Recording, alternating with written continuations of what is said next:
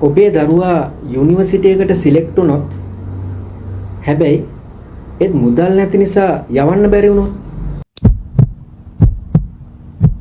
දෙමව්පියන් විදියට මේක අහන්න බැරි දෙයක් නේද? අපි හැමෝම කැමති අපේ දරුවෝ හොඳට ඉගෙනගෙන ජීවිතේ ඉස්සරහට යනවා දකින්න. හැබැයි සමහර වෙලාවට දරුවට අවස්ථාව ලැබෙනවා. ඒත් මුදල් ප්‍රශ්න නිසා ඒ අවස්ථාව මගහැරෙනවා. අද ජීවන වියදම දවසින් දවස වැඩි වෙනවා. අධ්‍යාපන වියදම් ඊටත් වඩා වැඩි වේගයකින් වැඩි වෙනවා. ඒ නිසා ඔබ මේ ලෝකෙට දරුවෙක් බිහි කළා නම් ඒ දරුවගේ අනාගතය ගැන හිතන්න ඕනේ එදාට නෙමෙයි අද. දරුවා පොඩි කාලේ ඉඳලා ඔබ සැලසුමක් ක්‍රියාත්මක කළොත් අනාගතයේ ලොකු මුදලක් එකපාර හොයන්න වෙන එකක් නෑ.